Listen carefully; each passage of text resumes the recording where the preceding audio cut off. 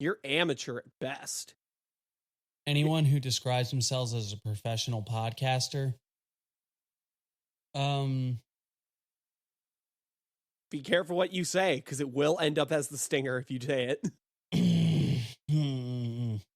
Never mind. No. I'm gonna let them sleeping dogs lie. In the first aeon, I was the Great Spirit. In the second aeon, men knew me as the Horned God, Pangenitor, Panphage. In the third aeon, I was the Dark One, the Devil. In the fourth aeon, men knew me not, for I am the Hidden One. In the fifth aeon, I appeared before you as Baphomet, the god before all gods who shall endure to the end of the earth. In this new aeon, I appear to you as CMN.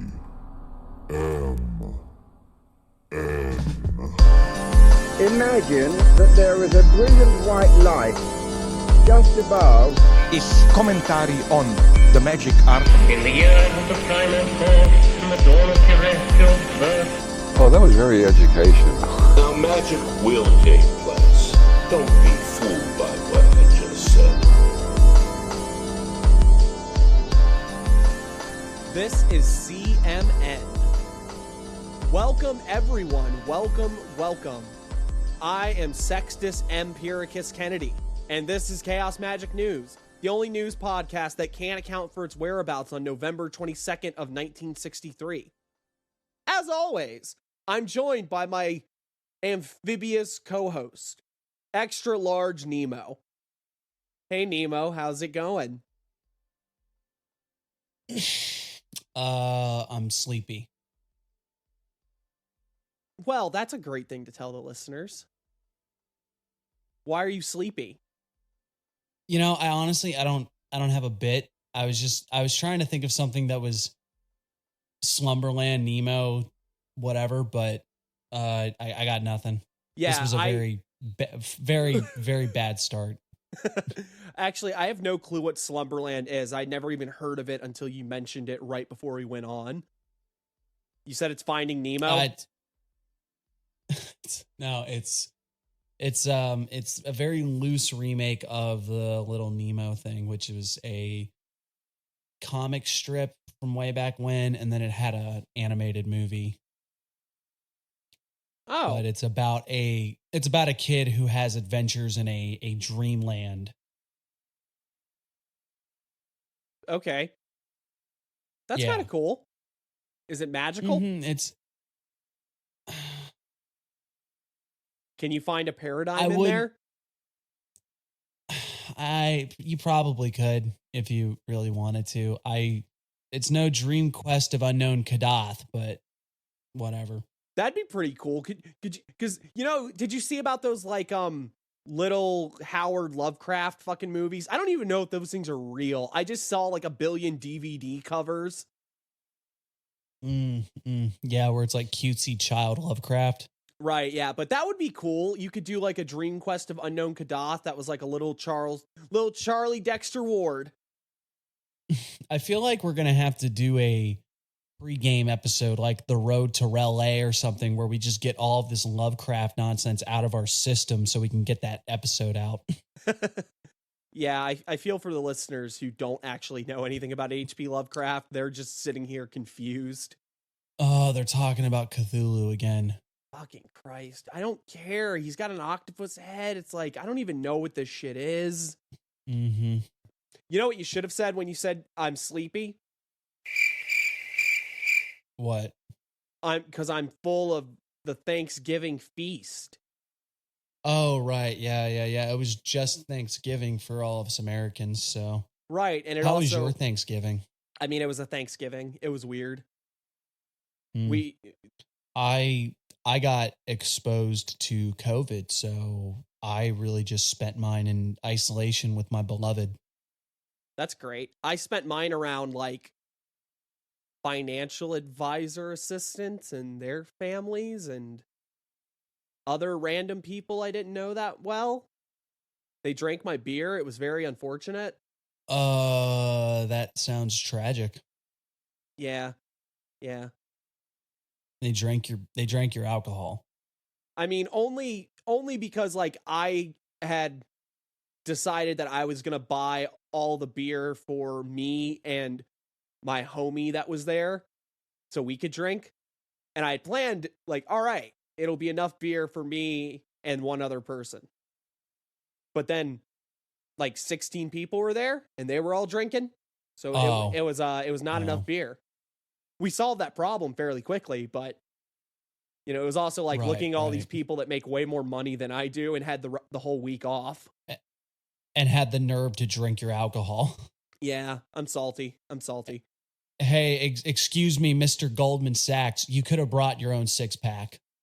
Right. But Thanksgiving leads us into what our opening topic's going to be, right? Yeah, we were going to.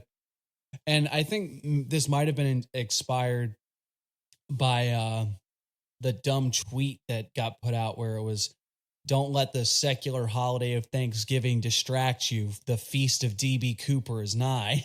But there is that notion of there are holidays that are secular, and then there are holidays that are spiritual. And granted, there's crossover. I mean, Christmas is arguably a spiritual holiday that has become so secularized that most people don't really care. It's about getting that remote control car I really want. And if I don't get it, I'm going to throw a fit. Well, I'd argue that virtually every holiday in the States has been thoroughly secularized at this point.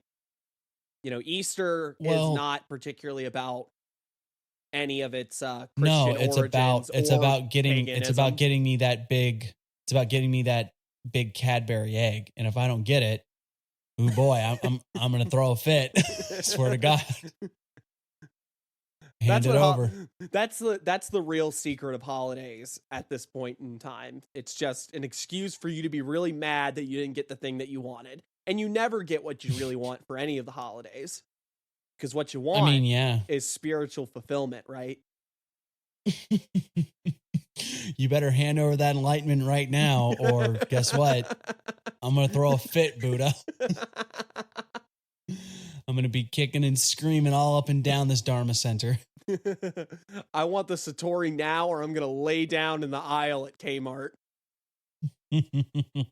Well, it even goes back to the episode with Ricky, where we talked about none of us really pay any attention to Halloween as a spooky woo-woo time because it's just kids and candy and carving pumpkins, which is, don't get me wrong, it's fun, but it's a secular festivity. Arguably, it's probably the biggest challenge to try and maintain some sort of spiritual connection to most of the holidays that are recognized as holidays. Oh yeah, I mean, when less known or not widely celebrated feast days or whatever come along, it's very easy to sort of get your dander up and be like, all right, I'm celebrating. I don't care if no one else realizes it's the feast of St. Crispin, but I'm gonna do it to the nines. Right. But then of course you have the added benefit of, oh, well, I have to go to work. So that's going to put a damper on the affair. Well, I mean, there are also people that have to work on Christmas anyway. Oh, yeah. Yeah. I've been there. I mean, 10, 20 years ago, I feel like the number of people that had to work on these major holidays was probably a lot smaller. But now, I mean, most of these holidays are celebrations of the slightly middle to upper class who get the days off, while the working class and particularly the people in the service industry are like, who the fuck cares? Right. All Thanksgiving means is that I don't go into work until 4:00 instead of 3:00. Well, also because we're so, back to what I said, give me that remote control car or I'm going to throw a fit. Now it's so many people are, okay, well, Thanksgiving dinner's at 2:00. We'll be done eating by 5:00, which is good because I have to go down to the already started Black Friday sales and do my job. Hopefully I don't get trampled. Right. And then the middle class who does get the day off gets to drag themselves out after filling their gullets and be like, well, and buy time shit. time to stand in line so I can get Johnny his giant fucking TV because he broke his last one throwing his controller at the screen when his Minecraft server went down. I told him no swearing on my Christian Minecraft server, but they didn't listen. and we're making a very, very cynical sort of view of it, but there's enough truth in there to really get at what we're driving at, that a lot of the holidays that we're now celebrating by and large are pre-approved excessive consumption periods, I guess is the way of putting it. Right. It is times that we are all agree that we're going to spend more money than we already normally do. Right. We'll spend more money. We'll eat more food. And if you don't, and if you don't do those things, you're a Scrooge. Yeah, you're a humbug. You're being the party pooper here on everybody else's fun because you didn't want to go along with the rest of it. Just let people enjoy things. I want to buy $75,000 worth of Lego from Jeff Bezos. Yeah. Well, it's not enough of let people enjoy things. It's why aren't you enjoying it? You know? And most of you are probably going, oh, well, I would never demand anyone celebrate anything. But like next, you know what? In a couple of weeks, tell your family you're not celebrating Christmas. You're not getting anybody anything. You're not going to come see them. You're not doing this, that, and the other, and watch them lose their minds. Oh, right. Yeah. Case in point. Yeah. Well, for our listeners who are decidedly of the magic and spiritual variety, if not both, what can they do to try and reinvigorate a spiritual sort of atmosphere to their holidays? Well, with some of them like Thanksgiving, there's no spiritual bedrock for Thanksgiving. So, well, right. Yeah. We're not trying to make Memorial Day, into a spiritual holiday. I feel like Memorial Day might work because it's a day honoring the dead. Well, okay. Yeah, you're right. That's better than Thanksgiving, but we're not going to make it's better than thanks. Yeah. I was about to say we're not going to make Arbor Day a spiritual holiday, but actually I feel like that's pretty easy one. That's a nature worship day. Well, fuck. What secular holiday doesn't have anything besides Thanksgiving? I mean, Valentine's Day. You're kidding, right? I mean, do you know the origin of the holiday? Yeah, the Valentinian heresy. Yeah. See, that's a great one. Don't agree with that. But no, by and large, most of these, you could find some sort of, I mean, I guess like President's Day, right? How are you going to enchant President's Day? But the point being that if you are, say Christmas comes around in a couple weeks like it's going to, I feel like most of us are probably going to be busy with family and this, that, and the other. Most of us aren't even going to be thinking in spiritual, magic-y, spooky woo-woo terms. But there is something to be said about carving out maybe a half hour that day and doing something, you know? You could, if you're going in that sort of pagan, heathen sort of thing, there's a lot of Yule, Saturnalia type observances that you could probably do. If you're going on the Christian route, there's tons of actual spirit, I find going to midnight mass Christmas Eve is a really powerful spiritual experience for me personally. And I don't regularly go to any kind of church, but going to a midnight mass is, and even maybe part of it is just because you're exhausted, but I think there's something highly beneficial to doing that sort of carving time out and saying, this isn't about me spending money. This isn't about me putting Die Hard on the TV. This isn't about the remote control car that if I don't get, this is not even an ongoing bit. I'm telling you, if I don't get this remote control car, it's going to be bad. All right. But there's something to be said about demanding that time of yourself, or even in another way of looking at it as like the gods or the whatever demand this time of me. That, you know, the other 23 hours of the day can be dedicated to whatever the worldly nonsense that I've got going on, but I'm going to give this bit of time. I always find myself celebrating my major spiritual things for the Christmas season, as it were, around solstice. Christmas itself always, yeah, I mean, it's the easy workaround, I guess, because I feel like Christmas for most people ends up being far too much of a communal family A lot of affair. us have, and unless you're around people, a lot of us have too many social. Well, right, yeah, a lot of us have too many social obligations, and it just makes it impossible to celebrate in any sort of meaningful spiritual sense unless you're around people that are also on the same kick.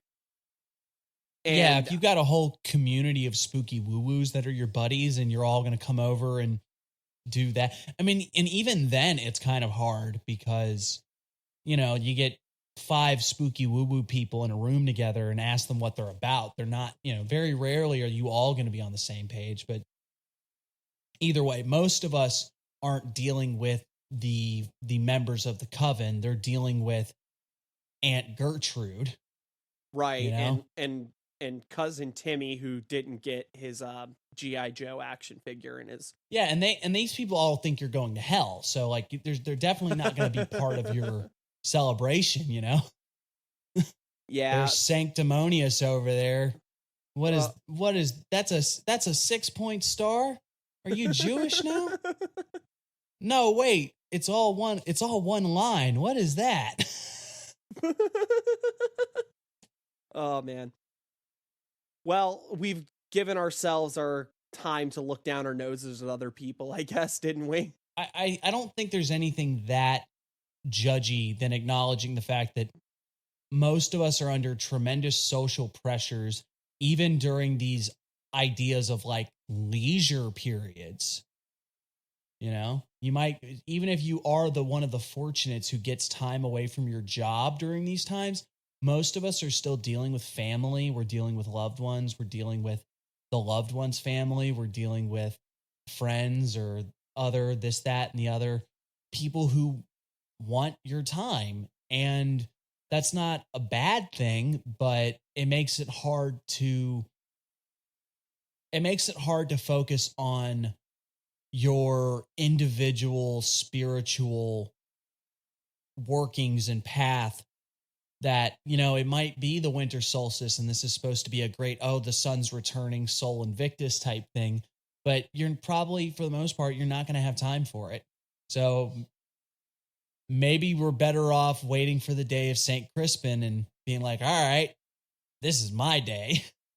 I suppose there's not much of a good answer of how to deal with the secularization of the holidays other than to accept that these holidays have been secularized for the most part and refuse to engage in them if that's how you feel. Yeah. You can always choose not to play, but, you know, mama's probably going to be mad. Oh, right. And I don't even mean... And you're definitely not like, getting that remote control truck. I just mean don't force yourself to feel like this is supposed to be a big special holiday so you don't end up messing yourself up a little bit when it inevitably fails to live up to any sort of grander meaning than an excuse for you to go see your family. And I mean, hey, Oh yeah, 100%. I'm not going to lie and say that seeing your family can't be an incredibly moving experience in a way, especially me who doesn't live around their family anymore. But also there's a lot of there's good and there's bad in that too. I was God reminded knows. of the Ram Dass quote the other day where it was, if you really think you're enlightened and there's light shooting out all around you and you're not even touching the floor, go spend 15 minutes with your family. Yeah.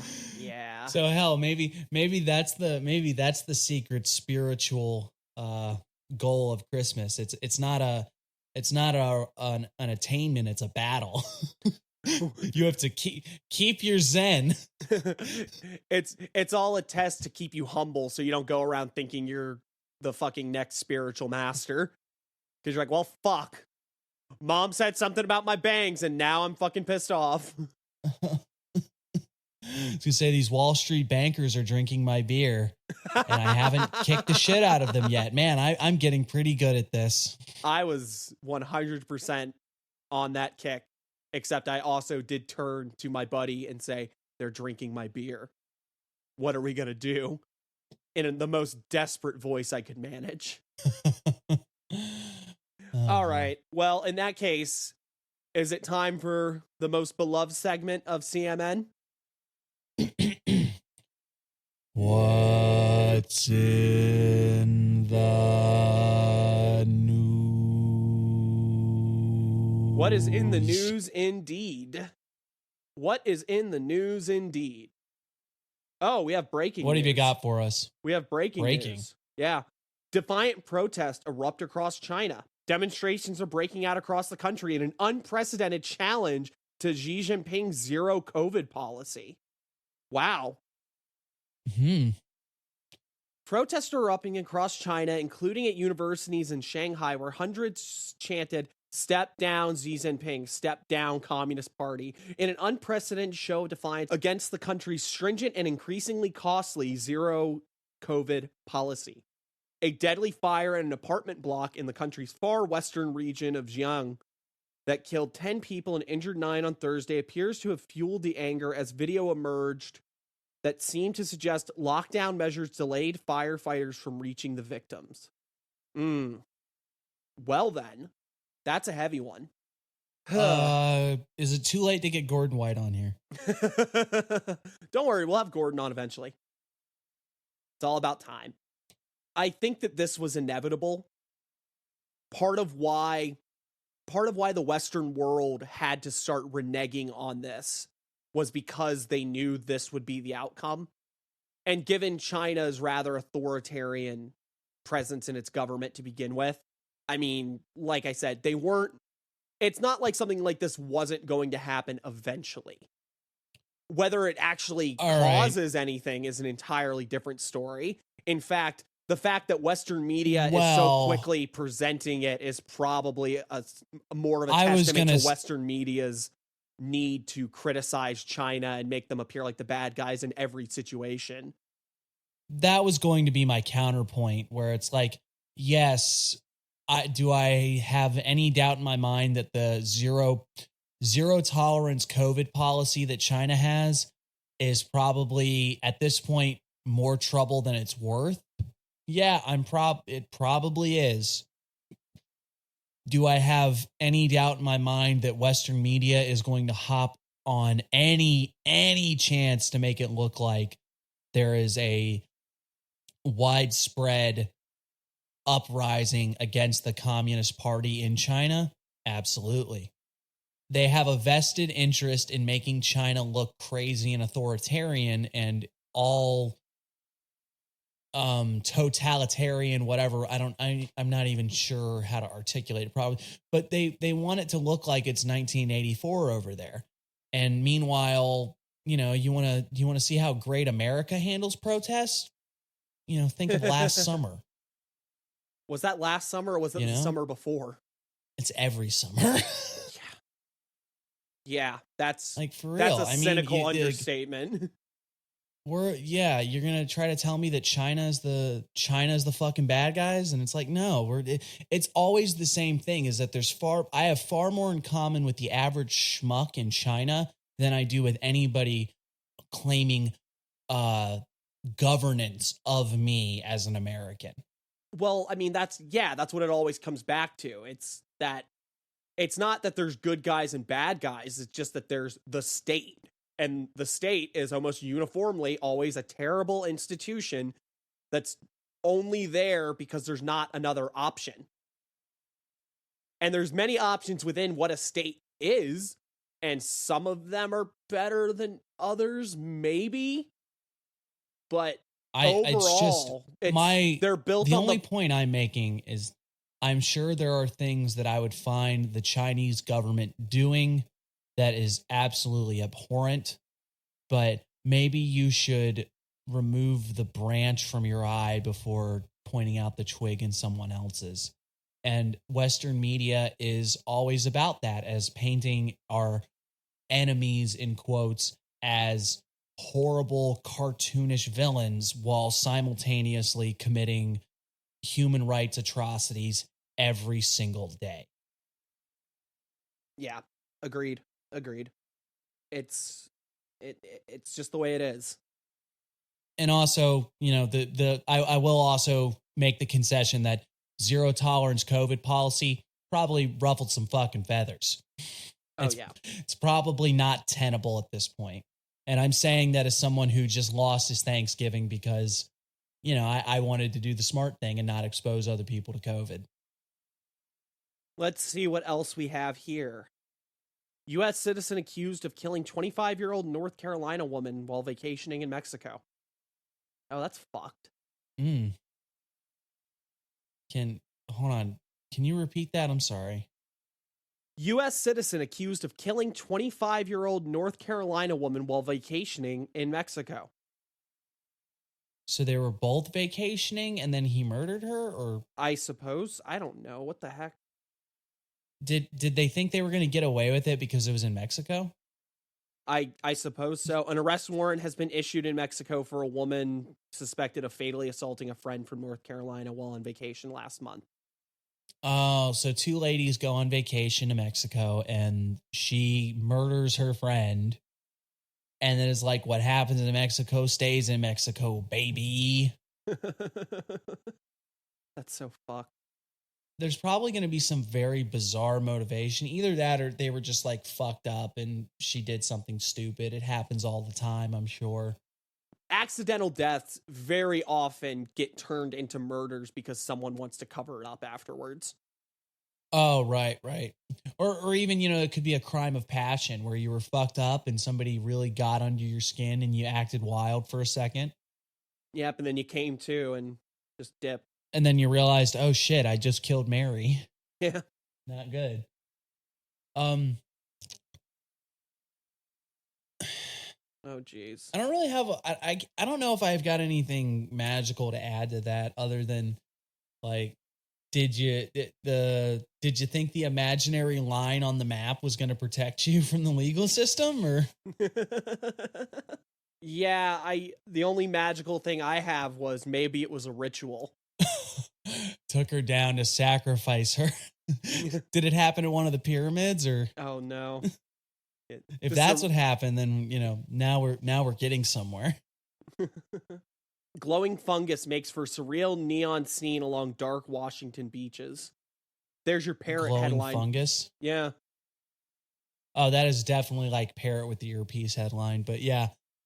Glowing fungus along bioluminescence is not a unheard of phenomena at this point. It's probably looks pretty cool, It definitely makes me want to go to one of these beaches if that's what you're talking about, but I'm looking at it right now. Yeah, it looks like exactly what you would expect. It's like glowing green fungus. I mean, that's pretty dope, but it's not much of a headline.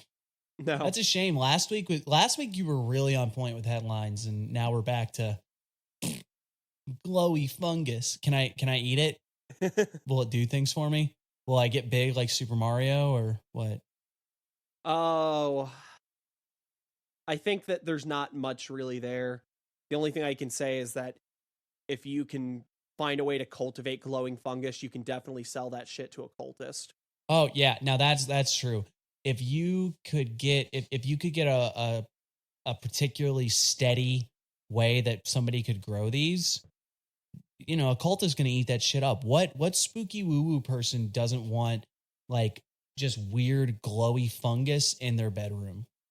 Could you imagine like making like a magic circle on the ground out of that shit? That'd be some badass. Oh, well, I'm just shit. thinking like you know, like for example, I've got like fairy lights that go along the length of my ceiling, and I'm just thinking, I could imagine the money I'll save on electricity when I replace it with glowing fungus. I can't take up a weapon, so I create. How Ukraine's artists are taking on Putin's Russia. What's that Kurt Vonnegut quote where it was all of the efforts of every artist and writer and musician was focused straight like a laser on against the Vietnam War, and we found out that our combined strength was about as powerful as a cream pie being dropped from a 6-foot ladder. Right. That's why I read this headline, because I wanted to just lay out there the opinion of, does art really affect the world in that kind of way? Now, here's the thing, because I am a colonial being and I have a great many people inside me that have different opinions. I will say that I am a firm believer in the power of art to change the world and to specifically change people. You know, you experience a piece of art and it does something to you. I would like to think that the pen is mightier than the sword, that there are ways that you can use your creative energies to combat things like this. I just think that at the same time, when what you're battling is the grinding hell wheel of the military industrial complex and, let's face it, resource pillaging, you're going to have a hard time fighting it with your watercolors, you know? Right. I think art in the modern age does not have the effect of how we viewed art historically, if that makes sense. Even in earlier, because everything's become commodified. Right.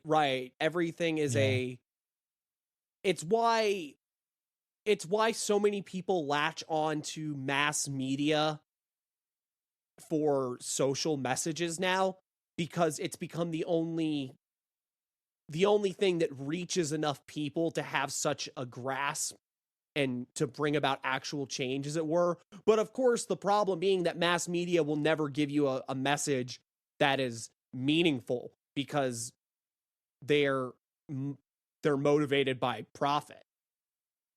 Oh man, like Black Panther, right? Killmonger? Yeah. Killmonger's totally right.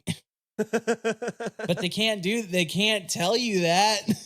They can't tell you the guy that wants to start this huge conflict is right. So they gotta, you know, but I mean, that I'm being a little flippant about it, but that's what you're talking about, is that you'll never get the sort of radical message that you need from these large corporate entities, because they've got a vested interest in things being fine. Yeah, what was that movie that came out? The South Korean one? The one about Parasite. Parasite. Like, in a way, that is supposed to be a very radical statement against capitalism. Specifically, how it has become hyper accelerated in South Korea. But even so, it's not a particularly radical message, for the same reason of what we were talking about last time when we were talking about the election, how we all see the actual problems and the failures of all these institutions, and then we still actively have to engage in them. Right, yeah.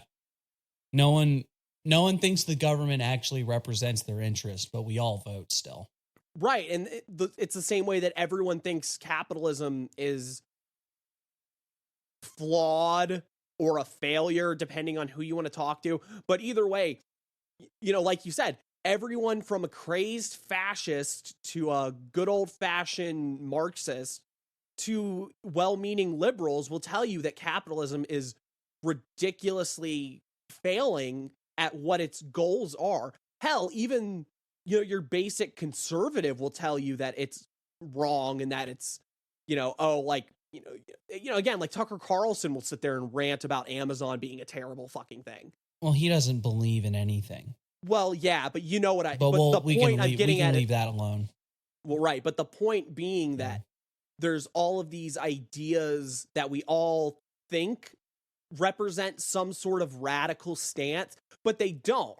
They're just they're almost the defeatist opinion of people that can see the axe coming at them and do nothing to stop it. Oh yeah, I mean, because we can all agree on these things. It's just when we get to and this specifics. is what I said last time. It's what your answer to that problem is that defines you, and that's when everybody starts hating each other. Because when you say that the answer is a dictatorship of the proletariat, or the answer is to cede all power to the state and let the grand leader make all of the decisions because he's a strong man, right? Or whether it's the mutual aid and building forces outside of these structures, aid, or if it's just or it's just taxation is theft, so don't let the government do anything. It's like these are all answers that will start fucking fistfights. Right? These are at least arguments when they get to policy levels. Yeah, they will start real heated discussions. And, I'm very comfortable saying things like fascism are point blank terrible. But, the rest of it, there is some room for nuance and discussion, but there's a lot of fighting that can go on in between those. But the point being that as far as art, I am the eternal optimist, where I like to think that things like stories and things like art and things like music, things that are creative ventures that try to tap into something that is at the same time much greater than man and at the same time much more primal. Things that really tap into the source of whatever we are or whatever our experience is. I like to think that these things are powerful and can really do a lot to change the world. But then there's also the cynic in me that thinks that, the motherfucker with the gun usually gets to decide where the food's going. Right. And I think I don't know, art in relation one. To magic is sort of the problem that I come back to. Because magic, for a lot of people, is an art, right? Mm-hmm.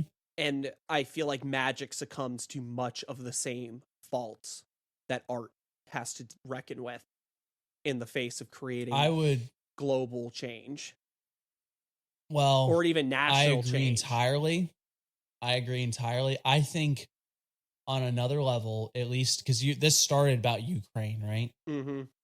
I think the Ukrainian artist still probably has a better shot at causing some change than the fucking Knights of Chaos do. Right. At least people pay attention to the artist. At least the artist got an article. Yeah. Frontier Airlines drops its customer service line. I think that's magic as fuck. Just drops it entirely? Yeah, no more customer service. Nothing. That's an incredibly magical idea right there. If you can't tell us, if we are entirely responsible, if you can't tell us anything's wrong. Exactly. If we're the ones who are held responsible for causing, problems and having to reckon with them, and we're also the only people that are actually taking these calls, we are well within our power to just stop doing it entirely. They've got to have some sort of, they have to have some sort of substitute, right? We can't just be like, if this is the business equivalent of plugging your ears and going la la la la la, no, nothing's wrong. I mean, their bottom line is going to take some hits. I'll tell you that much. Oh yeah, they have a chat bot, a live chat that's available 24/7. It's social media channels and even WhatsApp. So you can still get a hold of them, but they're just not having a phone line anymore. And it was a cost-cutting measure. That's because Zoomers don't want to call anyone anyway. Yeah. But the boomers are going to be furious. They're going to be like, I don't know what a chat bot is. None of them can fly anymore anyway. What, is there a boomer no-fly list? It's because they have boom in the name? What?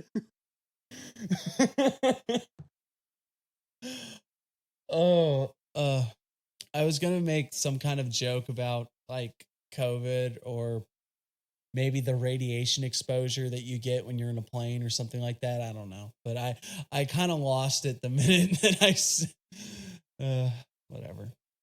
They're all going to die. How about that?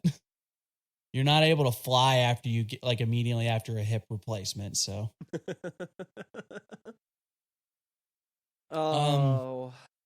I guess we could make the argument that there is something to be said about finding those innovative shortcuts where it's like, well, most people are not trying to call us anymore, so they'd much rather send us a text, so let's give them what they want. And then I guess there, like you said, there's something kind of funny in the idea of reinforcing the reality you want by cutting out all of the opinions you don't want to hear. Well, I mean, normally that's taken as a very negative, but well, yeah, I mean, it's a negative because we have a sort of ethical ideal of not closing yourself off in a bubble of your own opinion. But from a chaos magic perspective, that's almost what you're trying to do when you enter a certain paradigm, right?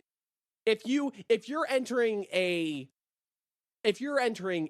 ancient paradigm and you're really trying to believe every aspect of it, you're not going to sit there reading Science Today all the time, are you? That's going to give you a ton of shit that completely conflicts with your ideas. You're like, no, the world is flat, the sun rotates around it, and it's Helios, the god of the sun. I would really love to see how that particular method worked out for someone.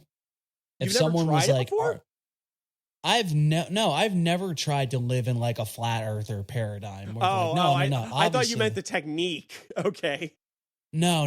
I meant like, here's the problem. We can talk about belief as a tool, but there's this certain baseline that I think we're all operating on that I feel like somebody would be very hard pressed if you wanted to prove that you could manipulate your particular reality tunnels however you wanted. That would really be a hard one to convince yourself the Earth's flat. Now, granted, at the same time, there's people that do it all the time almost unintentionally, and then they end up on YouTube talking about, the Garden of Eden is at the center of Antarctica, and you got a number 2 pencil that they taught how to spell. They taught you spells with your bullshit number 2 pencil. Yeah. They every time you see them, you say hell, oh, and they ask about your hell elf. I'm trying to remember what that's called because there's a shorthand for it. It's like blood over will or some shit like that, or blood over intent, where it was like, because I found it just wanting to gawk at flat earthers because I'm a douche, and then I was like, oh no, you guys are spooky woo woo cult people. This is even crazier. But that's a story for another time, I think. Well, in back to what you were talking about of the sort of baseline we all operate at. That is exactly what I'm talking about when I rant about Heideggerian worlds and the background that we operate from. Yeah, there's certain things you're going to have a hard time shaking, and it's arguable if it's even possible. Yeah, I think I think it would be harder to make myself stop operating from the sort of subject-object ontology we all have, that I can consciously and philosophically rail against, but it's still how I operate, just because I am a modern. It'd be harder for me to shake myself. Damn Cartesians. Yep, damn Cartesians. It's harder for me to shake that than it would be to make myself a flat earther, I think. I think I could make myself a flat earther. Do we want to take this bet? I mean, we'll have an episode next week, right? How goes the work? Well, the earth is flat, and if you trust me, there's an ice wall around us. You can't go to the edge of the earth. That's where the dragons are. NASA is hiding the dragons. Do we got time for one more, you think? Can always do one more. Okay. Actually, I have two more, because one we won't talk about that much. I just want to bring it up and say how America's unique violence continues. Is it really that unique? I mean, it's not every country runs around with, massive shootings every couple of weeks. Yeah, because they don't have all the guns. If you give everyone the guns, it's not a unique... If you let them have the guns, they're gonna shoot them. If you give a person a gun, he's gonna ask for some bullets. And if he asks for some bullets, he'll want somewhere to shoot. He's gonna them. ask where the... Yeah, he's gonna ask where's the nightclub. Oh God, that's so fucked up. Yeah, it is. Nobody wants to do anything about it. I mean, well, you know what? In fact, just because we've said enough controversial shit this episode, I'll go ahead and say my other one. There's a continued push for gun control. And by that, I mean, there is a cultural idea of pushing for gun control. And it's one that never translates into any aspect of political action. Just like there's a continual cultural push for healthcare, and it never translates into actual political action in any kind of way. And that is the problem of the modern left. The modern left has all sorts of ideas about how things could be better, and they don't actually have any way of doing anything about this. And do with that what you will. And a lot of them are people that are more or less comfortable where they're at. They're advocating these things on behalf of people that they look down on as like the poor working class and this, that, and the other. Well, yeah, and then there's people like us. They don't have. Yeah, they don't. These are people that don't have a real motivation to make the world better. They want to feel good, so then they don't do anything. And then there's people like us, I guess. Well, I mean, there's plenty hypocrites. I mean, I just saying there's plenty of people I know that are very working class and very, very much leftist of different ilks, but they are all in the same boat as well because they have nothing they can actually do. A lot of them, I feel, are not even people that are as aware as you and I are, which is shocking, I know, because we're fucking oblivious. But, stand for fucking Nancy Pelosi and Joe Biden and shit and AOC, and they're convinced that voting will actually do something. Yeah. So, at any rate, the last headline will go. Yeah, this will be a nice little palate cleanser that gets us off the political kick. Brain experiment. Parakeet with a microphone. Look at this dog. He's got a bow tie. Where'd he get that?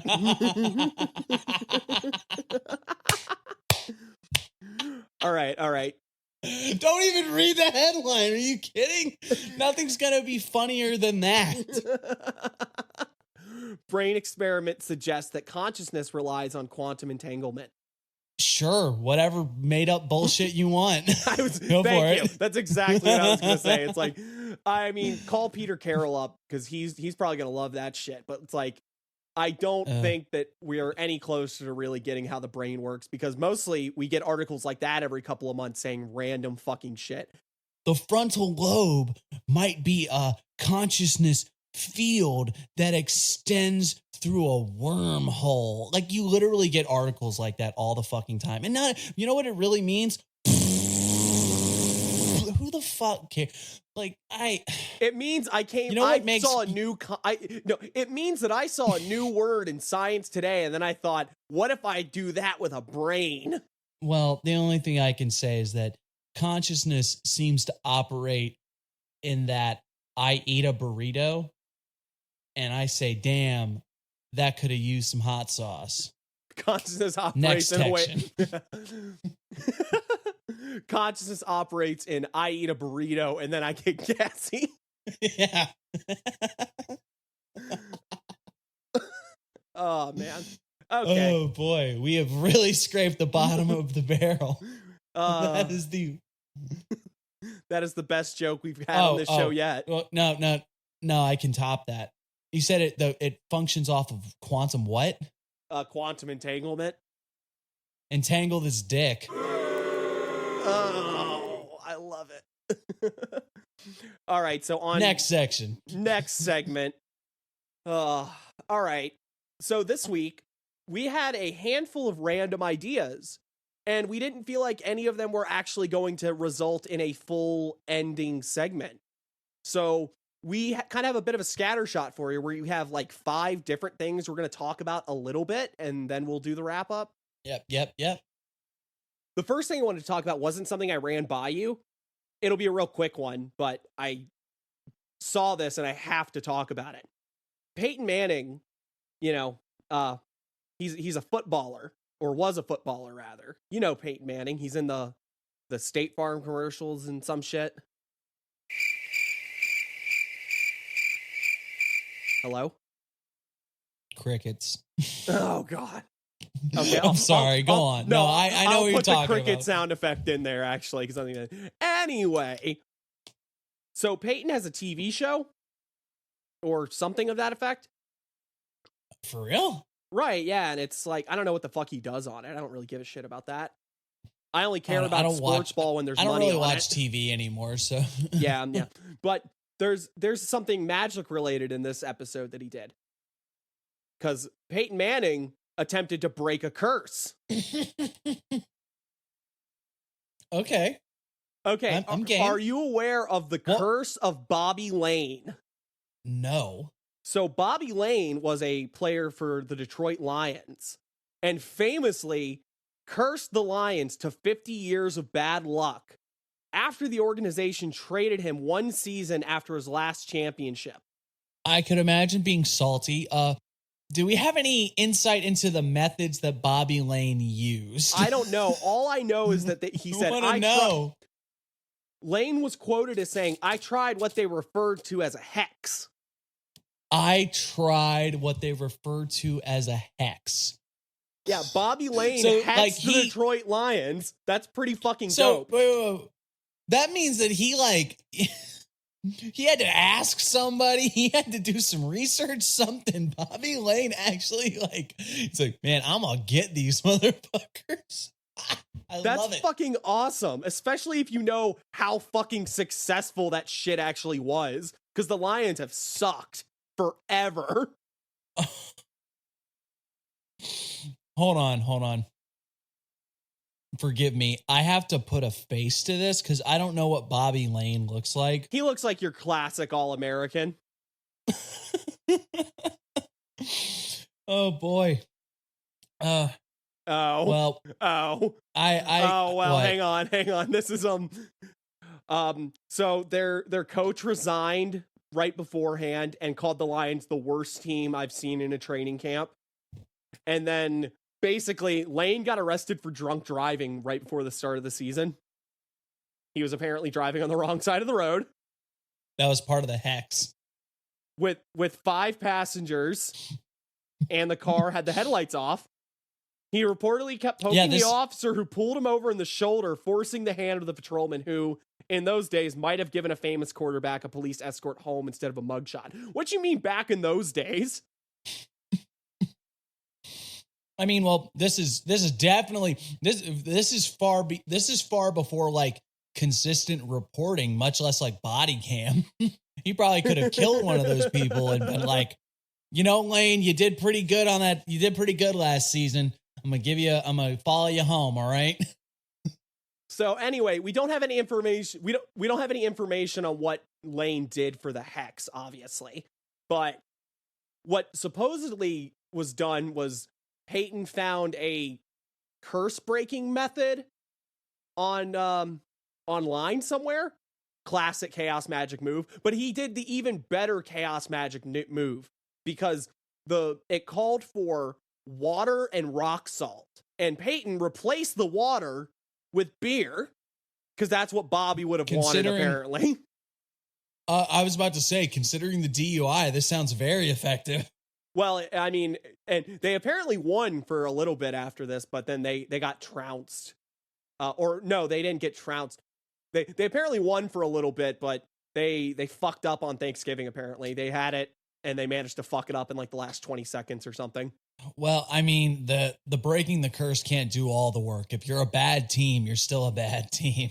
Right. Okay. Well. What do you replace the rock salt with? Meth.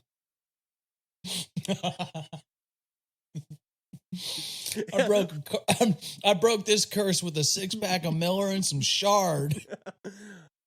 I'm starting to think that this wasn't even a curse breaking. This was just getting so high that you thought you broke the curse.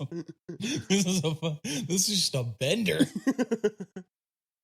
And ESPN paid for it. Woohoo! So anyway, that's our first quick segment. So the other thing we wanted to talk about in a more serious note was tarot. Is this like a lightning round? Should we have like a ding ding going on every time we finish one of these sections? Yeah, that's what we'll do. Ding ding.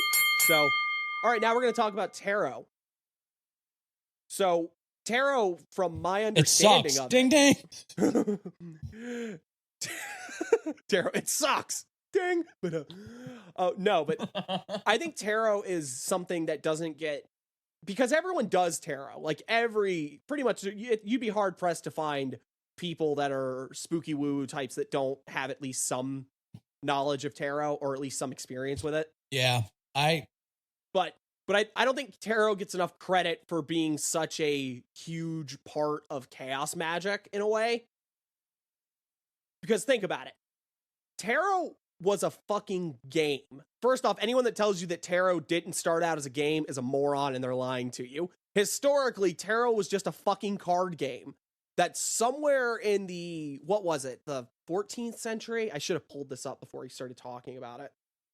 Ding ding. Yeah, 14th century. And it somewhere shortly after they were playing cards were common and put around, cartomancy becomes a thing, and tarot becomes a big thing after a little while. And it quickly gets built into something way bigger than it was. I don't have the name of the fellow, but some, like Bobby Layne. Yeah, Bobby Layne. But you know how it is. Some freaking aristocrat writing about that sort of shit just comes up with the whole idea that hieroglyphs from Egypt are what inspired the tarot. And that's where everyone telling you that tarot, it comes from ancient Egypt and shit like that. That's where they get it from. Is that also the rationale for Yu-Gi-Oh? Is that why Yu-Gi-Oh also comes from ancient Egypt? Is it? We'll touch on that another time. But I've got some great spreads if you want to know your future using the 5 pieces of Exodia. So, at any rate, oh no, I pulled the Blue Eyes White Dragon in your future. Someone has made a Yu-Gi-Oh tarot deck. Oh, absolutely. Right. I mean, someone's probably made a tarot deck using Yu-Gi-Oh cards. But ultimately, nearly every magic tradition, magical order, magical anything, 9 times out of 10, they're going to claim a lineage that is not historically accurate. They're going to normally claim to be a lot older than they actually are, and probably back to somewhere like Egypt for a very long time was the hotbed of like everything went back to Egypt. And then when people actually figured out how to start reading hieroglyphics, Egypt became a little less mysterious. Crowley made the claim of the recreating of the Sumerian tradition. And the Egyptian tradition. Which is another... Well, yeah, exactly. Bertio claimed to go back to Atlantis because, no one's going to be able to call you on it. Didn't Bertio also claim like that he had like some initiation from some guy who doesn't exist? I don't know, man. I think Bertio is like a sweet old man who's just doing his paintings and occasionally writing a book, and he's got some useful stuff. He's got some really, really far out there stuff. Well, no, love Bertio, and I don't even care if he made it up. Like, I don't care about that, but I just, for some reason, I remember I don't want to call like him an outright liar. Well, I mean, of course, it's entirely possible that, like, this person just doesn't have any record of existing. That's entirely possible. I guess at the same time, a la Teachings of Don Juan or Christian Rosenkratz, there's benefits of a fictitious founding teacher or guru, but there's loads right, of it. Of course. But back to tarot. As far as its historical inauthenticity, tarot has dominated the occult world for long time. Why do you think that is? I think 1, just timing. I think 2, the theatrics. I mean, there's a reason that tarot is more common than runes, and it's because tarot cards have a whole host of dramatic imagery and words and ideas, and runes have a symbol, Right. They're arguably just as effective. Well, and tarot has permeated the popular culture as well. That's true. I think also the work of Kabbalists to turn tarot from not just a divinatory system, but a roadmap of different levels of spiritual attainment and the pathways, as it were. I think that probably cemented a lot of it, because the Western tradition, going back to the Golden Dawn, for example, it's so firmly rooted to the point that, Jack Parsons has the quote about the tarot being so much deeper than when the rich aristocrat meets the rich debutante meets the tall dark gentleman. It's so much deeper and more spiritually significant than all of that. And then meanwhile, it's like, this was a card game. I know there's instances of people doing cartomancy with like regular playing cards that are, it's almost the same. It's just minus the trumps and a couple other things. Right. That actually goes into the other thing I wanted to talk about. Like, how do you feel about Oracle decks? I love Oracle decks. I'm a big fan. Because I knew we were going to be talking about tarot, I've got all of my decks laid out right now, and I've got 1, 2, 3, 4, 5, 6, 7, 8, 9. I've got 9 decks, and then my rune set sitting on top. Oh, nice. So, and sadly, only 2 of these are quote unquote Oracle decks. And the one that I always tell myself I need to get is the 40 Servants, because I'm super familiar with it, and I've been using it digitally forever now, but I just don't have a physical copy, and I really should, because it's great, Oh, yeah. Shout out to Tommy Kelly. Yeah, my favorite one, as far as Oracle non-tarot decks go, is the Archaeo by Nick Bantock, which it deals with a lot of sort of, it's archetypes, but Bantock even makes a distinction that these are not Jungian, or at the very least, it's more than Jungian. But I just find it a very effective and interesting deck, and the art is just amazing. As far as the tarot decks, I've honestly taken to collecting what I feel like is the silliest, goofiest looking tarot decks. I've got a couple of them that came from like dollar stores at this point. There's one that came from a Spirit Halloween. There's one that I recently got from my beloved that is a real treasure to me. It is the Miss Cleo Tarot Power Deck. And I am absolutely thrilled with this thing. Namely because a friend of mine has this same deck that they found in a thrift store, I believe back in like the 90s, early 2000s. And they made it sound like such a rarity. And I had mentioned it in passing to her. And, you know, she's not a spooky woo-woo person, but apparently she's better at magic than I am because she just found this shit immediately. It was just in my hand before I knew it. What I want to ask you now is, as a chaos magician, how does tarot fit in your practice anyway?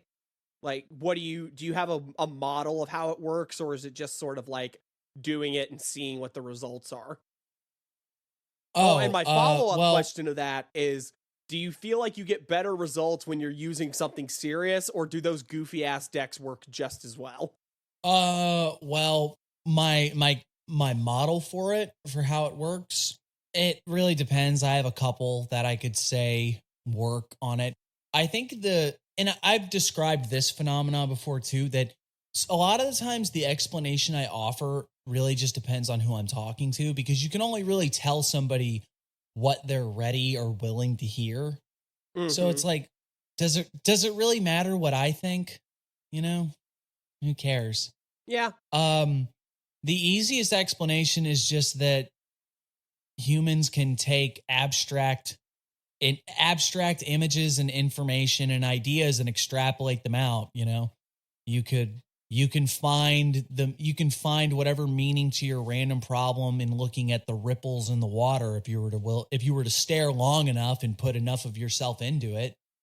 You know? Hey, so the tarot, that's very Jungian, because in Man and His Symbols, Jung has that story about the train ride, right? Yeah, with the Russian signs or whatever. Yeah. Guy doesn't. For those of you guys don't know, it's someone who didn't speak Russian was riding on a train in Russia and just looking at all the signs, completely unable to speak the language, and supposedly found some deeper hidden psychological insight into themselves by looking at the symbols, and I suppose they were projecting onto them or some explanation like that. I don't remember. It's about free association. And strangely enough, Jung even tries to break away from that, where he thinks like, no, free association can't be the answer. Like, that's probably useful, but that isn't. And that's how he gets into the archetype thing. But there's a lot to it, I guess. And I don't want to derail it because I like Jung. I don't have too much to say about him most of the time. You know, people that are really into Jung are really into Jung. They don't need my endorsement of him. I personally don't buy into a lot of what he says. But the point being that is a very simple explanation for tarot. You could even go into like, well, if the universe is predetermined, then it doesn't matter what I do. Every card that I draw was determined to happen. So somehow through the predeterminedness of that card, I can figure out something about the predetermined future. There's one. There's another one. Then there's the idea of like, well, using this symbol system, I can reach a certain state of gnosis that will open my mind up to divinatory processes that I'm not normally aware of. There's loads of explanations. Whatever you find useful. I always love to say in the middle if I'm in the middle of a tarot reading, I like to stop what I'm doing and say, just a quick reminder. These are pretty pictures on cardboard and they have no bearing on your life. You should do whatever the hell you want. You're free to do anything, As for the second question, I don't know. I definitely at one point I only had these goofy, like some goofy hokey tarot decks, and I felt like I couldn't actually get anything useful out of them. Oh hell, I'll go to I can actually talk Jung again, even though I said I was going to get off of it. Robert Johnson, who was a Jungian of great prominence, his book Inner Work is amazing. If you are going to go down that Jung route, he has a story about working with a client who had a dream journal that was a notebook with like Mickey Mouse on the cover. And it was just sort of like Mickey Mouse doesn't have a fucking soul. And they were just struggling session after session. And he says, listen, I hate to be like this, but I feel like we're not going to make any progress until you get rid of that Mickey Mouse notebook. And that always stuck with me because, and then the follow-up is that she gets like a journal or a diary that is worthy, quote unquote, or sort of respectful of what the process really is, rather than just sort of like the 75-cent Mickey Mouse notebook you got at the dollar store. And then things start going better. But to me, there is an interesting idea of approaching what you're working with in a way that is respectful rather than, rather than using the plastic Harry Potter Halloween store wand, using something that maybe has some respect for the craft, I guess. Well, I always think about that. In fact, hang on. Ding, ding, because we're on to the next topic. Yeah.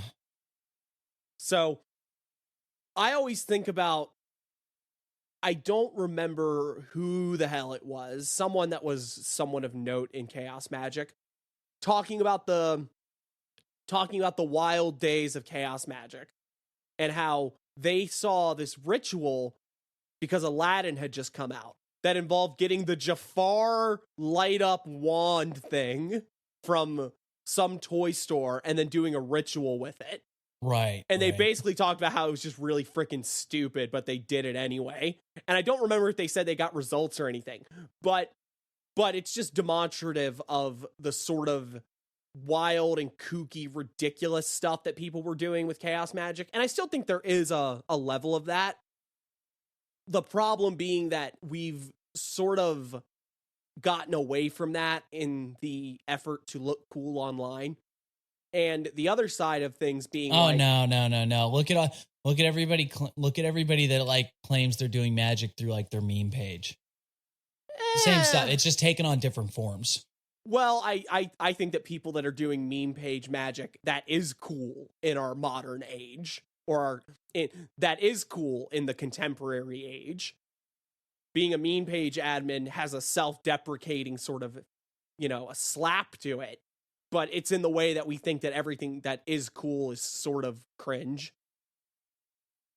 But the point I'm getting at is, and even things that were really considered super goofy in the earlier days, like invoking Superman as a sun god, now have a certain amount of respect for them. And I'm not going to talk about my problem with superheroes and superhero movies and all that bullshit because we'll be here forever. But bro, you seen Black Panther? Oh, God. Like, Killmonger was totally renowned. No, but what we wrote this down in the notes was as clownery. So, and what we mean by that is doing things that are ridiculous. And even you think they're kind of fucking silly, stupid and silly. Yeah. In order to make magic happen. Well, and the way I want to start this really is, what's the goofiest thing you ever tried, like, magically? What was the thing that when you were doing it, you're like, what the fuck am I doing? This is so stupid. I don't know. That's a tough one. God, I don't know.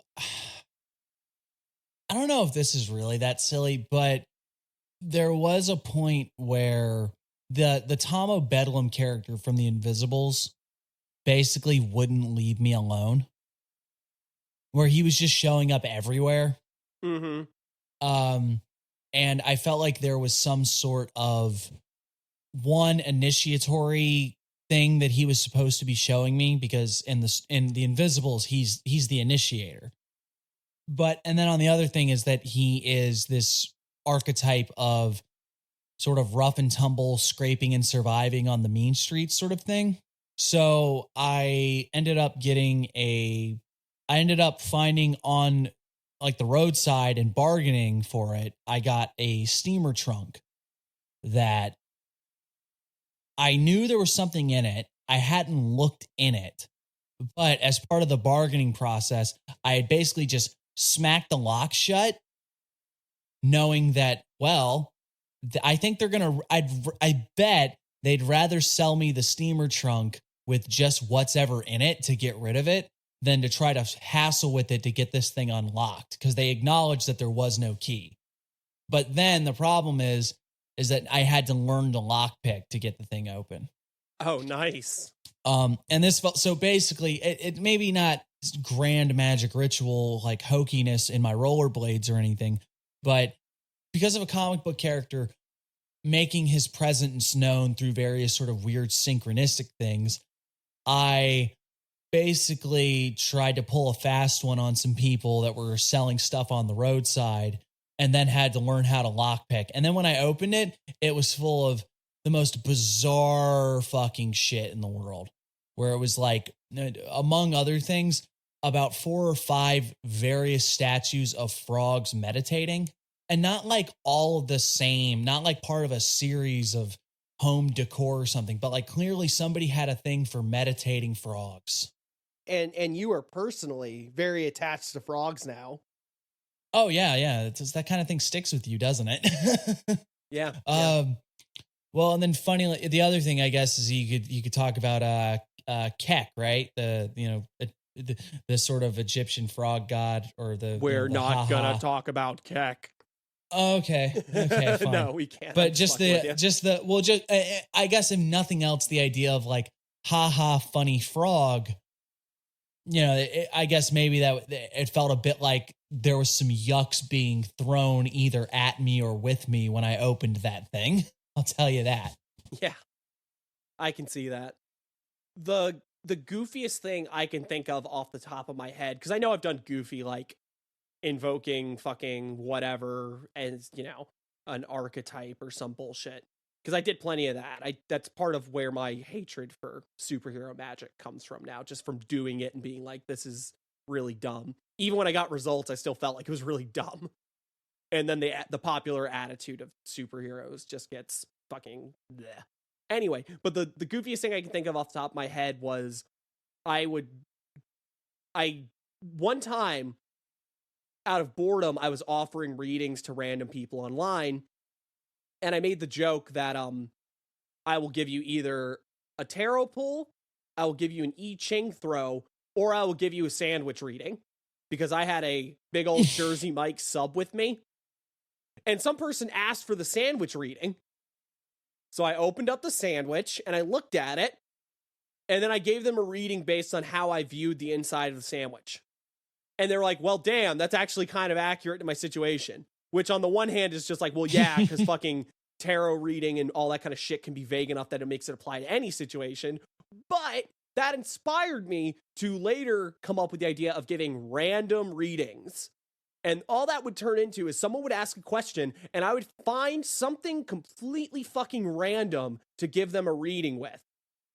This ended up being like random map generators, random number generators, opening random documents that I had on my phone and highlighting certain text, pulling a random grabbing a word. book off the shelf. Yeah, getting a book off the shelf. Turning the television busting to a random open a can channel. of raviolis. Right, exactly. Like just whatever the most random thing I could think of at the moment that would give someone some sort of insight. And I made the comment that I was not going to interpret it for them. I was just going to tell them what the thing was. And I was completely shocked by the amount of people that found that helpful.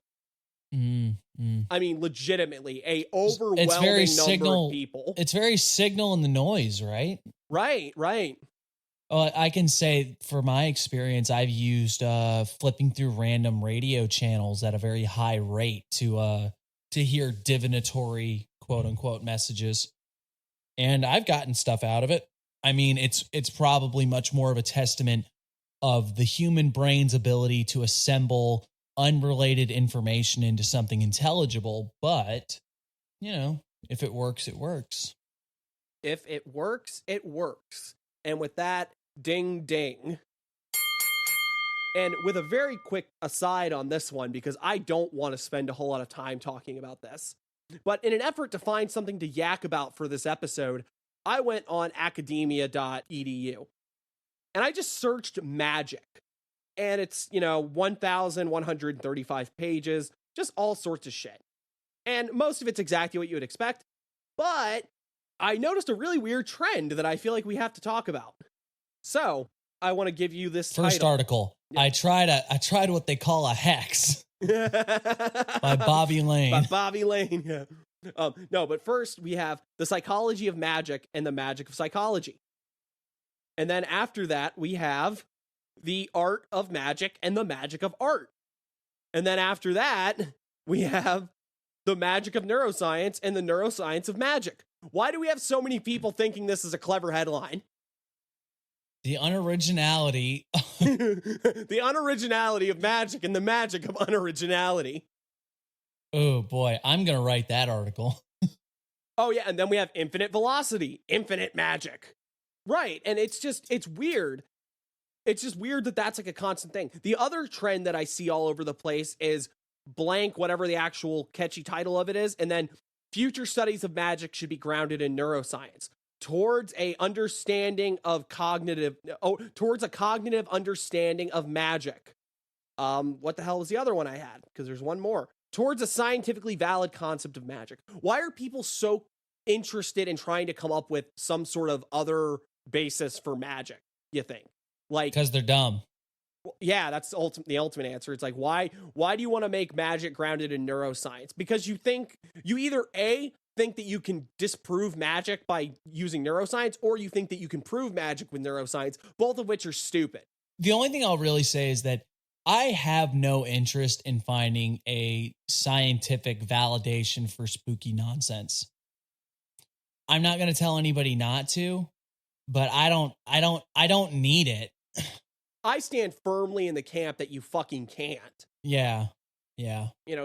My opinions of science aside, but I definitely don't think you're going to be able to fucking prove magic with it. So fuck that noise. It's a waste of everyone's time. I've done my arguing with materialists. I've done my arguing with people as a materialist. It's just not, it's like, I don't put that much stock in other people's opinion of what I do to care. I just don't. I don't think the world is going to be a better place if we all get on the boat of like magic is real and everybody should do it. Nor do I think the world's going to be a better place if everybody were just to get on the materialist scientific bend. I just don't think that it matters that much. I know what I do. I know what I think. And I've just never had any real benefits from trying to come up with scientific models to explain how certain things work. I mean, there was the morphogenic field thing that Sheldrake had, but that's just sort of a neat idea. And there's the holographic universe, which is again kind of a neat idea. No, it's not. No, okay. It's not. It's not a good idea. All right. It's Matrix bullshit, and I'm tired of it. I said neat idea, not good idea. You probably think it's that AI making sigil magic's a neat idea too. I think it's people going off into fantasy land and having dumb ideas. Well, okay, you're right. No. Now I should just let people enjoy stuff. If you want to, I mean, I have nothing good to say about like AI generated art or like them making, them using it to make sigils and stuff. I just don't think it's a good idea. But that's not the point.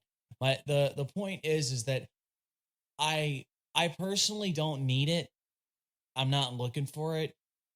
But I do think there's probably a benefit to at least somebody who is striving to push the limits of the scientific method to see if they can prove this sort of thing. Well, and if they end up disappointed, disenchanted, and say, "Oh, magic isn't real," then oh bum. I mean, it's not going to stop me from doing what I do. Yeah, you're right. Who knows? I'm being a little. Maybe they'll find something neat. Maybe they'll find something useful, and then we'll all be able to go, ha ha, material. Because honestly, I think that is part of the motivation. I think a lot of spooky woo-woo people, a lot of witches and warlocks and everyone else would really like to have like just maybe one or two things you could shove at a materialist during an argument and being like, explain this, dick. Explain this, It'd be Randy. funny, yeah. Up yours, Randy. Explain this. Where's my $1 million? But I'm gonna raise James Randi from the dead with necromancy and then get my money. That's my plan.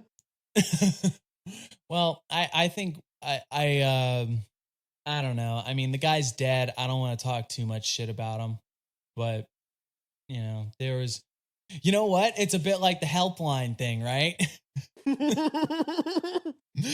Randy says that psychic powers don't exist, and if you can prove it to him, he'll give you $1 million. Now he's got $1 million worth of motivation to never believe that shit. He's got $1 million worth of motivation to not take anyone that could really do it seriously and just ignore them. Yeah. Yep. All right, Better bring on the crazies that I can easily disprove. All right, well, ding, ding, ding. Ding, ding, ding. You were at a Books A Million earlier, I heard. Oh, yeah. Had to get the not Black Friday consumption going on. Yeah. Well, you found something that was worthy of the show. I always like to go and look in bookstores and see what they have for an occult section. Or sometimes it'll be like body, mind, spirit, spiritual growth. It's usually next to the self-help and the philosophy. So it's kind of interesting because you'll see like Alan Watts, This Is It, or something like that, and then it'll be Meditations by Aurelius. Oh yeah, Meditations by Aurelius. It's and in then every philosophy 1001 spells. Oh, nice. But another thing is that there's usually in the magazine sections, if they do have magazines, you'll find one or two like weird, sort of spooky whatevers. And one that I've been reading off and on whenever I don't subscribe to it, but whenever I end up running into like a Books A Million or something, I see if there's another issue. It's just called Witches and Pagans. And it's mostly because I'm enamored with the idea that there's still like printed magazines. And ones that would cater to witches and pagans. At all. But one that especially though would cater to witches and to magic in general. And it's honestly not bad. I don't want to just like shit on this like it's a rag or anything. I'm honestly more amazed, like, man, it's gotta be a lot of fucking work to keep the lights on here. I mean, you could like how many copies can you possibly be selling, You should just talk to me then. We run an occult outlet, and it is incredibly hard keeping the lights on. We ain't got a Patreon or nothing. Well, yeah, I mean, but we're not doing this to make money. I'm assuming that this is this is a business. Well, I mean, you're an idiot. That's what you get for thinking, right? It's very gauche to say that you want to make money on the thing that is supposed to be making you money. So maybe maybe edit that out. Just be humble. Yeah. Well, the cover article for this particular issue is Charismatic Enigmatic Cernunnos, which I'm still not 100% convinced is how you pronounce that. But I mean, I agree entirely. I'll pull back the curtain for the listeners. We spent 5 minutes trying to figure out how to say it before we read this segment. Yeah. And it's actually pretty decent where it examines this particular figure where he gets a lot of lip service in modern paganism, but there's not a whole lot of historical documentation to him. So that's Celtic Reconstruction for you. Oh, well, yeah, there's that. There's definitely that. And just the fact that it's witches and pagans kind of tells you what wheelhouse this is in. Right. But I do find it incredibly interesting that there are people that are still trying their damnedest to publish physical print media.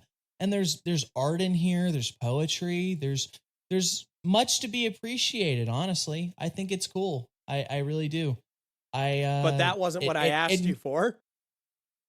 What you're asking me for is where's the slop? Where's the trash? Yeah, what's the worst thing that's in there? Oh man. Well, give me just a sec. The worst thing is probably the sheer amount of advertisements, but that's capital. You gotta keep the lights look, on over at Witches and Pagans somehow. Yep. Do you need a minute to actually find something? Oh man, I can look at one and tell you, but it's like, do you feel bad talking down to these people and talking shit?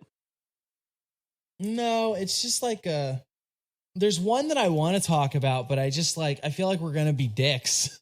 That was the point.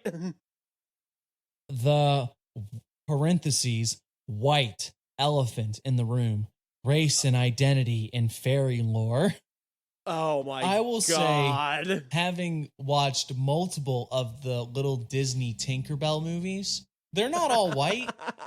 There are fairies of color in all of those movies. Oh man. And if I could remember anyone's name but Tinkerbell, maybe I could tell you some of them. Maybe we shouldn't talk about that. We've gone enough on the political end of these things, and we won't come up with anything good magically out of that. All we're going to say is bad things about people just trying to do the right thing. I don't fucking know. Who cares? I guess there's a reason why we shouldn't just shit on people all the time, but holy fuck. That's awful. We don't have anything good to say anything about anything. Oh, here's another one. Funny, because I just said Tinkerbell. Here's our synchronicity. Second star to the right. Traveling between the worlds. What could that mean? It's not going to be like shifting where you end up in the Tinkerbell universe, is it? Oh my God, it is. No! Oh my God. Whenever your center of consciousness is shifted to be consciously aware and active in other planes of reality, you are engaging in soul travel. Oh God, why? The first time I heard someone say the phrase between the worlds, it was part of a declaration made after the creation of sacred space for a ritual. It was an announcement that we had traveled to a place where the conditions of time and space were different. There's a thought about, we're talking about secular versus sacred. Oh, right. The notion of stepping into sacred time. Oh, yeah. Don't get me started on Charles Taylor. I'll go for a long time. I don't think that's what they're going for, but... Definitely not. Ritual work is a form of travel, although this component is often overlooked, as it is subtle and generally not the primary objective of the effort. My experiences in ritual set the groundwork for my understanding of the soul travel methods that I have experienced or observed. Whenever your center... Okay, that's what the actual opening quote is. It is easy to label some experiences as soul travel that aren't.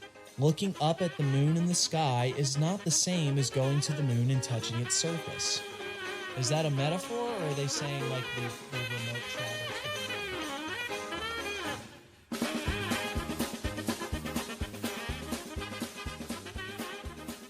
the moon? I would put the fucking Benny Hill music over the middle of me reading that, and I would cut to about here and say that while I think that I could probably find articles in there or go through the couple other issues that I have of this and point at stuff to laugh at, I will say that ultimately I do think it's really neat that there are these printed media still trying their best to go out. I mean, it's got to be rough, even if that's like a bi-monthly or a monthly or even like a quarterly.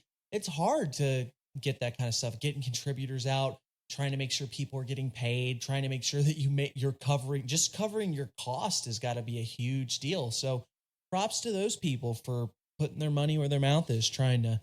Yeah, and if any of our listeners are interested in, some witchy paganry, some light occult reading, maybe is what I would call it, then, go get you a copy of Witches and Pagans. It does make me think about the idea of like zines, particularly digital zines that, Maybe there's a CMN zine in the future. Oh, wow. Just don't charge $15 for it. Oh, that's a subtle jab to people we hate. Awesome. All right, well, ding, ding. I think that just about wraps it up, unless you want to go on with wizard interviews. You know what? We'll do like one question. We'll jump back into that next time. Oh, okay. One question? Yeah, we'll do one question. No. I can do one question. So we're going to make this one a ongoing series just because we thought it was fun last time. This is Peter Carroll's interview with a wizard. And we were answering questions last time, so we're going to go do one question to sort of end the round here. Yeah, I'm going to go to the completely next interview. The question I found was, have you ever used magic to do any superhuman physical feats? The short version of Carol's answer is, well, I don't think I've ever done anything that broke an Olympic record, but I did get away with doing a lot of really absurdly dangerous things. Maybe that's the idea. He did magic to sort of keep himself from like breaking his legs when he jumped off a building or something crazy like that. He also said that he would see poltergeist effects and like things going around the room when he got really angry about certain things. Oh, that's some straight up fucking LARPer shit. You don't believe that? Well, no, I just mean like that's some shit that you would hear from a LARPer, right? You know, when I get real angry, my eyes turn red and the bookshelves rattle. Okay. Well, what about you? You ever done magic to do anything like absurdly absurd in the idea of it sort of flies in the face of conventional reality? Not anything super impressive. I've used intense amounts of meditation and focus to deal with pain, like stuff that would, you know, the stereotypical like walking on hot coals type shit. Like I put my hand on a fucking burner of a stove once, and with this express intention of, let's see if I'm good enough to keep myself from being burned with some mind over matter shit. And I did it, but that's about it. Oh, the problem with that being that I don't think that would ever be useful in any situation. That's only useful for me to be like, hey guys, check out how well I can do this shit. And more than likely in any situation where I was trying to impress somebody with it, I wouldn't be able to maintain the focus required, and I'd burn the fuck out of my hand, and they'd be like, you need to go to a hospital. Because you are not a fucking Buddhist monk. Yeah. I can't think if I've ever done anything magic-y on that end. I know one time I did magic to basically keep myself focused and alert and awake when I to stay up, where I was basically awake for like 3 days. But the problem with that is that I've also just stayed awake for 3 days raw dogging it. So like, I don't know if that, I wouldn't call that superhuman either. It's just not fun. Yeah, I mean, people can stay up for 3 days. I don't remember what the limit of like how long you can stay up before you just fucking die is. Yeah, I don't think I've done anything that, and maybe that goes back to that sort of Heideggerian background and backdrop of like, there's just certain things we all kind of know that like, you know, you're not going to do magic to fly. Well, right. It's the throw a fireball thing. Like, you're not going to throw a fireball, dude. I'm sorry. Yeah. If anyone out there knows how to throw a fireball with magic, please contact us. We would like to interview you and possibly join your cult. Yeah. Show me the robes. But maybe that's a subtle jab of like, hey, you should try more crazy stuff. You never know. Maybe it'll work. Maybe you will get to throw the fireball. Or maybe you'll break your fucking legs.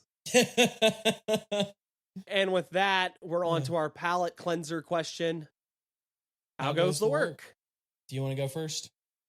I'm getting very goofy with it, I'll tell you that much. Not to get into what I'm doing, but I have a sticker of a mermaid that I found that I put on a piece of paper in an effort to call up a certain type of spirit. So that's my clownery for the moment. I won't discuss what I'm doing with it because I have to keep silent about certain things, obviously. But I have a little mermaid sticker on my altar now, and it's doing very interesting things. Very interesting things. The other thing that I've been looking into is I've done a lot of body work as of late, because it's something I neglect a lot. Always good. Yeah, always good. Yeah. It's something I've neglected for a while, so I've been doing a lot of breathing and a lot of various relaxations and focus. If anyone knows the Israel Regardi relaxation type things that he did, I've been doing a lot of that stuff, which is something I used to be very big into, but I feel like I've always been getting more benefit out of it now, having not been so focused on it and like focusing on using it for magic. Having gotten away from it, then started doing it again, I'm starting to realize how effective it actually is. So that's good. What about you? What are you doing?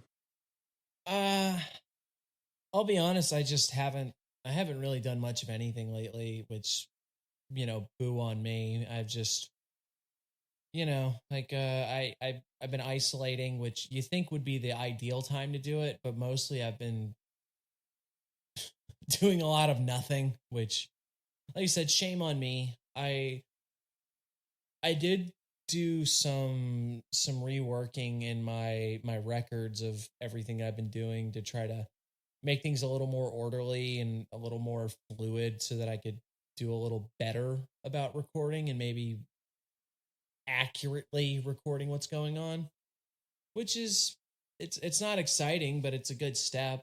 Writing down what actually happened is important. So that's about all I've got. Well, I will let you know now that this is 2 episodes in a row that you've told the fair listeners that you haven't been doing much. They're going to start calling you an armchair occultist if you don't do something big next time.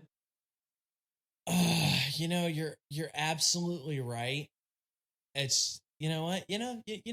Yeah, you're right.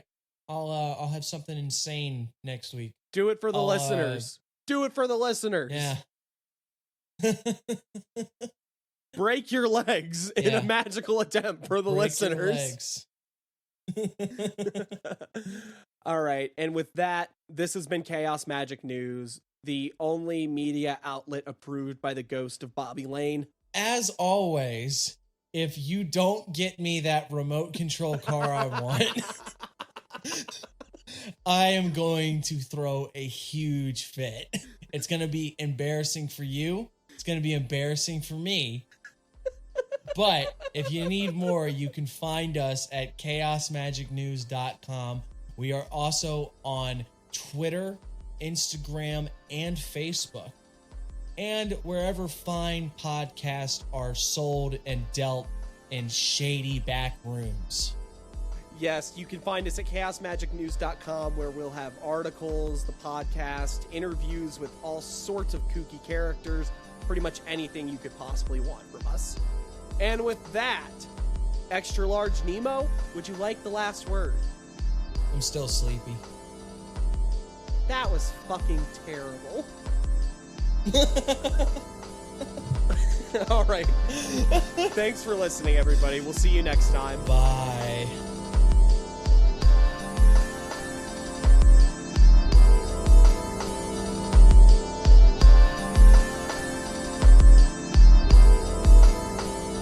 Medium-sized Nemo. That'll be it. Why medium-sized Nemo?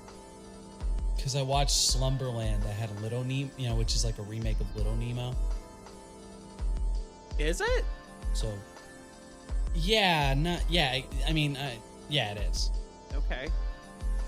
Why wouldn't I just put medium Nemo then? Well, that's fine. Or like extra large joke. Nemo?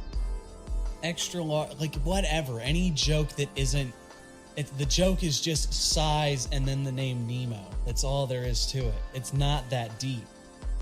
I just don't see why you would go with the one that, like, would make it harder to actually understand what the joke is.